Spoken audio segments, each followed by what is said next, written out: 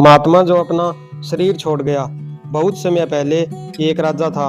वह बहुत नेक और दयालु था, पर चालाक नहीं था।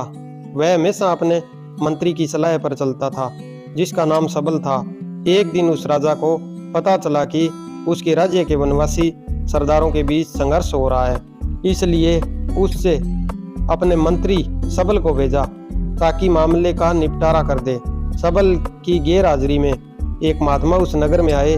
जल्दी ही यह चर्चा फैल गई कि वे एक बुद्धिमान और ज्ञानी पुरुष हैं। मालूम पड़ता था कि वे इस ग्रहों व सितारों के बारे में सब कुछ जानते हैं। लोगों का कहना था कि वे लोगों की मन की बात पढ़ लेते हैं। जल्दी ही उस महात्मा ने प्रतिदिन महल में जाना शुरू किया। राजा उसकी बड़ी इज्जत करता था। एक दिन उस साधु ने राजा से कहा, ओ राजा, आज प्रातः काल मैंने अपने शरीर को त्याग दिया है और दूसरे सुंदर शरीर में प्रवेश कर गया हूँ। अपने इस नए शरीर में मैंने स्वर्ग की सैर भी की है। सभी देवता बेसब्री से मेरी प्रतीक्षा कर रहे थे। उन्होंने मुझसे आपका हाल चाल पूछा और अपना प्रणाम भेजा है। राजा ने उस साधु द्वारा सुनाई गई कहानी पर पूरा विश्वास कर लिया। फिर उस साधु ने दावा किया कि वह स्वर्ग की सैर पर रोज ही जाता है। राजा ने उसका भी विश्वास कर लिया। अब तो वह अपना पूरा समय उस साधु के साथ ही बिताने लगा। वह राज्य की समस्याओं से पूरी तरह उदासीन हो गया। कुछ दिनों के बाद सबल वापस आया। उसने देखा कि राजा अपने कर्तव्यों का निर्वाह नहीं कर रहा है। वह अपना समय उस साधु द्वारा सुनाई गई काल्पनिक कहानियों के सुनने में गंवाता है। मंत्री सबल ने इस बारे में सोच विचार कर एक योजना बनाई। वह राजा के पास गया और बोला, हे राजन, क्या यह सही है कि यह साधु रोज स्वर्ग को जाता है? राजा ने कहा, यह बिल्कुल सत्य है, तुम स्वयं देख सकते हो। साधु भी बोला।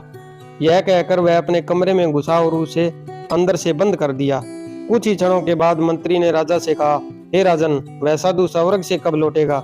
राजा ने कहा, इसमें कुछ समय लग सकता है। साधु पहले अपना शरीर इस कमरे में छोड़ेगा, वह स्वर्ग जाएगा और वहां से एक दूसरे सुंदर शरीर में वापस आएगा। तब तो हमें इस कमरे को आग लगा देना चाहिए। मंत्री ने कहा, जब उसका मुर्दा शरीर जल जाएगा तो वह उसी दिव्य शरीर में हमारे सामने आएगा जिसमें उसने स्वर्ग की सैर की है। राजा की सहमति से उस कमरे को आग लगा दी गई।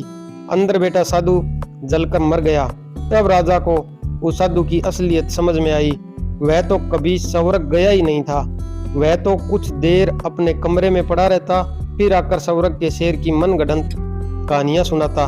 राजा ने अब जाना कि उस साधु ने उसे मूर्ख बनाया है। उसने अपने मंत्री सबल का आभार व्यक्त करते हुए उठे और ढेर सारे पुरस्कार दिए। मैं आशा करता हूँ मेरी वीडियो आपको पसंद आई होगी। प्लीज़ मेरे चैनल को सब्सक्राइब करना ना भूलें। धन्यवाद।